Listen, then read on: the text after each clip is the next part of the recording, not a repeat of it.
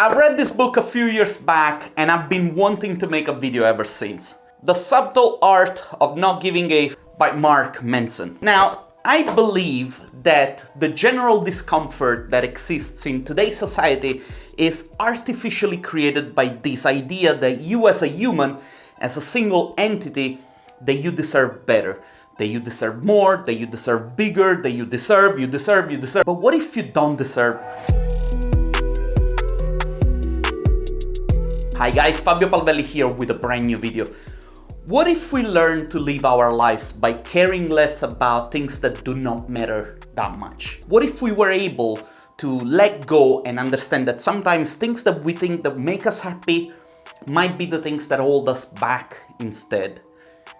This is what this book is about. Now, let me try and expand on this a little bit. When I did my ski competitions, I was already very old in comparison to my teammates.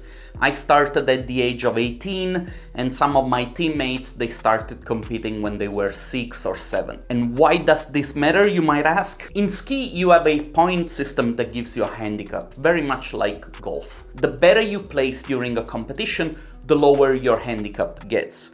So starting very old gave me a handicap to start with that was very high in comparison to the one of my teammates. Now, the lower your handicap is, the earlier you get to go down a racetrack during a ski competition. There is a substantial difference doing a ski competition when the track is freshly made, or if you go down after, say, 200 athletes. The track gets destroyed, you have holes around the gates, the snow starts to melt, and so the higher is your handicap, the harder it is for you to win. So in my case, as an athlete, I never really thought about winning a race during my days as a competitor, because for me it was really enough to just place, say, among the first 30 or the first 15 if the track was a little bit more technical, so that I could lower my handicap and get closer to the starting group of a race. In fact, my goal back then was never to become a World Cup ski racer.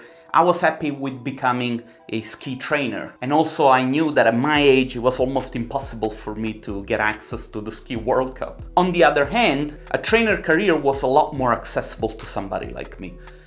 But of course this might be a story for another video. Now, if you are racing in a competition where the top athletes have a lower handicap, your chances to lower your handicap are of course higher. It makes sense, right? One day I was at this regional competition, I was at the starting line, and I've realized that the 3 or 4 guys that usually won all the races, they were not there because they were doing national competitions, some of them were doing the Europe Cup. And so all of a sudden it dawned on me that this race was going to be a bust, because even if I placed in the top 10, my handicap was probably not going to be improved that much.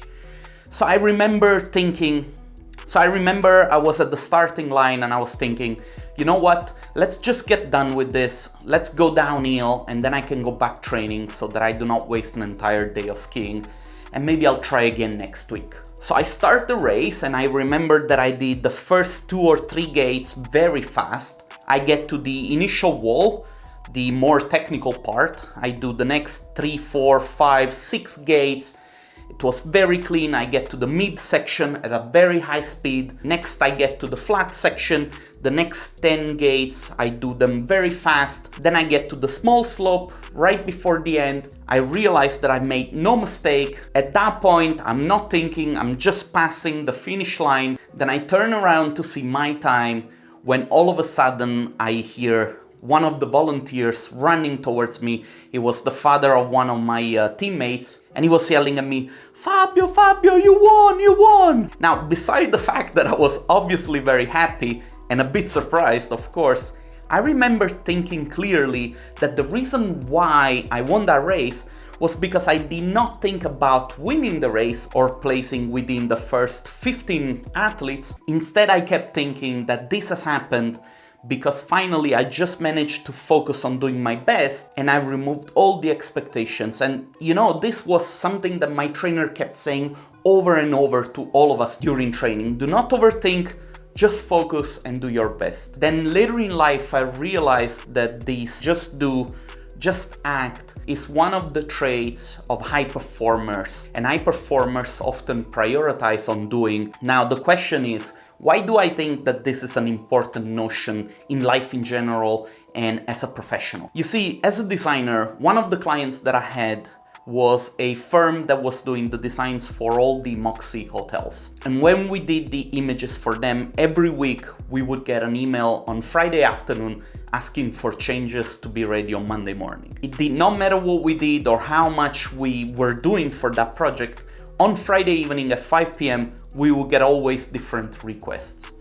And at a certain point, I remember, instead of thinking about what to do during the design process so that the client would not ask for these last minute changes, I just started instead to accept the fact that no matter what I did, the client loved to ask for those modifications anyway, so I might as well just stop worrying about this client's comments and just focus on work. And guess what happened? Over a period of time, as I started to worry less about this very aspect of my job, I feel that the stronger and more self-confident I became as a person. And that confidence then passed onto my work. Basically, I came to the realization that no matter what, work needs to be done anyway. And so I might as well just stop worrying about it and just embrace the pain of having to do the extra work. And you know, in retrospective, work started to get better, and that specific client started to ask for lesser and lesser changes.